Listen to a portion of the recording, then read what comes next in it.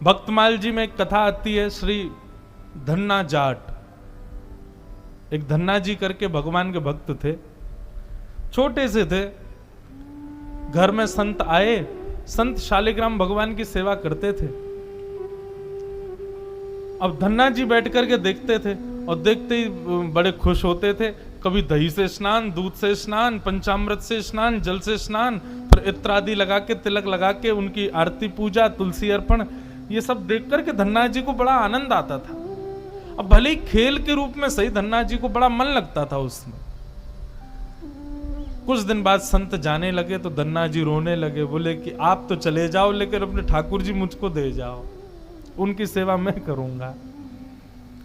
अब तो इतना रोए, इतना रोए, इतना रोए धन्ना जी कि संत का निकलना मुश्किल हो गया।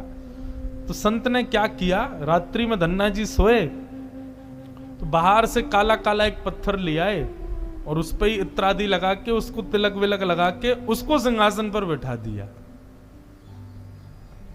और अपने ठाकुर जी को नीचे बैठा दिया। धन्ना जी सुबह बोले, संत जी आप मत जाओ, छोटे बालक। संत बोले, अच्छा देखो, अंदर आओ मंदिर में। मंदिर में गए तो बोले, देखो वो तो सिंहासन पर ठाकुर जी बैठे और नीचे हमारे ठाकुर जी बैठे, बताओ तुमको कौन से चाहिए। धन्ना जी बोले, मैं तो सिंहासन वाले लूंगा, बड़े वाले ठाकुर जी मेरे। बोले ठीक है, तो उनकी सेवा करो, अब हमको जाने दो। अपने शालिग्राम जी को लेकर के संत चले गए। बंधुओं बात सुनिएगा, बहुत सुंदर कथा है, श्री नाभा गोस्वामी जी भक्तमाल में बताते। अब धन्ना जी उस पत्थर की सेवा करते हैं, असली शालिग्राम तो संत अपने संग ले गए, लेकिन धन्ना जी इतने भाव से सेवा करते थे। महाराज लाल तिलक लगाने के लिए मां ने रोली नहीं दिलाई तो ईंट ले आए, ईंट को घिस करके उसी से लाल लाल रोली बना दी, वही लगाते। भोग धराने के लिए फल तोड़ लाते। मतलब सेवा की व्यवस्था नहीं होती थी तो धन्ना जी कैसे ना कैसे करके करते थे। छोटे से बालक हैं, खेल खेल में सेवा करते थे।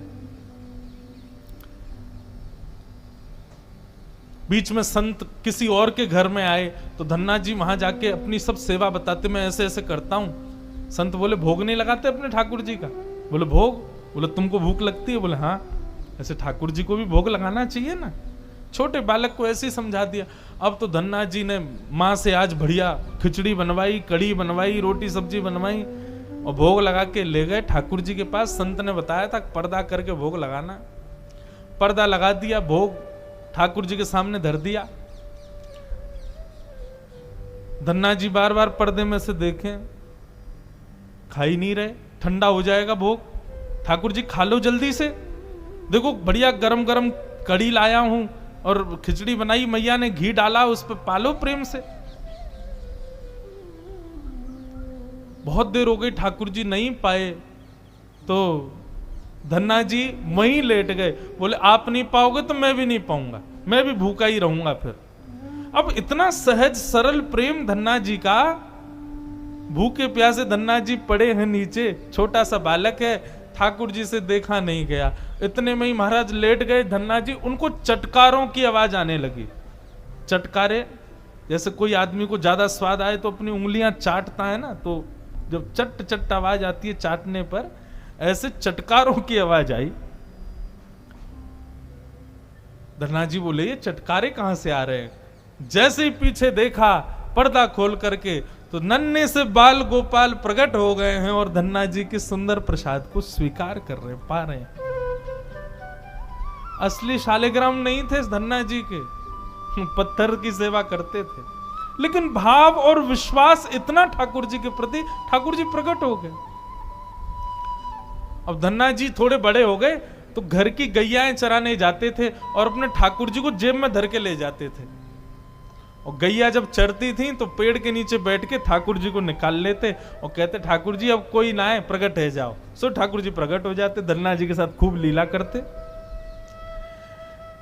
एक दिन ठाकुर जी ने धन्ना जी से कहा, आज गाय चराने नहीं जाओगे। बोले आज हमारी बुआ जी आई हैं, घर में बहुत सारे मेहमान आए, आज हम नहीं जाएंगे। तो ठाकुर जी बोले, एक काम कर, गैयान को गांव से बाहर ले जा और मोकू भी बाहर पधराया, तेरी जगह आज गैया मैं चराया आऊंगा। तो यही होने लगा। अब थोड़ी दूर तक धन्ना जी जाते, उसके बाद ठाकुर जी को बाहर निकालते और ठाकुर जी प्रकट हो जाते, गैया चराने ठाकुर जी जाते। आज 11-12 साल हो गए, वो संत आए जिनके शालिग्राम जी की सेवा थी। संत जैसे आए, धन्ना जी ने प्रणाम किया, जय हो मेरे गुरुदेव, गुरु जी के चरणों में प्रणाम। गुरु जी आपने ऐसे ठाकुर जी प्रदान किए, मेरा तो जीवन उत्सव हो गया। अच्छा, कहां है तुम्हारे ठाकुर जी, सेवा पूजा कैसी चल रही, अभी तक कर ही रहे हो? उनको लगी पत्थर है, बचपन में की होगी, अब तो बड़ा हो गया। कहां है तुम्हारे ठाकुर जी? बोले ठाकुर जी अभी नहीं है, ठाकुर जी तो गैया चराने गए। संत बोले मतलब? बोले हाँ, मैं कभी व्यस्त होता हूं तो मैं ठाकुर जी को गैयाओं के संग भेज देता हूं, ठाकुर जी गैया चराने जाते हैं। संत बोले पहले तो छोटा था, अब तो इतना बड़ा हो गया, ये अभी भी बचकानी बातें करता है। अरे लाला ऐसे मत बोला करो। वो नहीं नहीं, सच में ठाकुर जी गैया चराने गए। आपको विश्वास नहीं? शाम को चलो मेरे संग। शाम को संत को ले गया तो महाराज मार्ग से गाय आ रही हैं धन्ना जी की ओर, और धन्ना जी उछल रहे हैं, देखो देखो देखो ठाकुर जी गैया चरा के आ रहे हैं। संत बोले गैया तो दिख रही है, ठाकुर जी कहाँ हैं? बोले अरे बीच में देखिए ना, सांवरे सलोने, ऊंची धोती पहनी है, मोर मुकुट तिरछा सा धारण किया, कानों में कुंडल, कटाक्ष नेत्र, चंदन की सुगंधी से आच्छादित, गायों की खुर से निकलने वाली धूल पसीने से जाके चिपक रही है, कितने सुंदर ठाकुर जी लग रहे हैं। संत बोले ये सब बातें तुमको कैसे पता? ये भागवत के श्लोक का वर्णन है। वरहा पीड़म नटवर बपुहु कर्णयो कर्णकारम। धन्ना जो रूप तुम वर्णन कर रहे हो ये भागवत में वर्णित है, तुमने सुनी है क्या? बोले नहीं सुनी नहीं, मैं देख रहा हूं सामने। संत पहचान गए, बोले निश्चित धन्ना को ठाकुर जी दिख रहे हैं। संत के नेत्र सजल हो गए। जीवन पर्यंत असली शालिग्राम जी की इतनी नियम से सेवा की, ठाकुर जी कभी प्रकट नहीं हुए। धन्य है धन्ना तेरी भक्ति, तेने सामान्य पत्थर की सेवा से ठाकुर जी को प्रकट कर दिया। ठाकुर जी के संग लीला कर रहा है।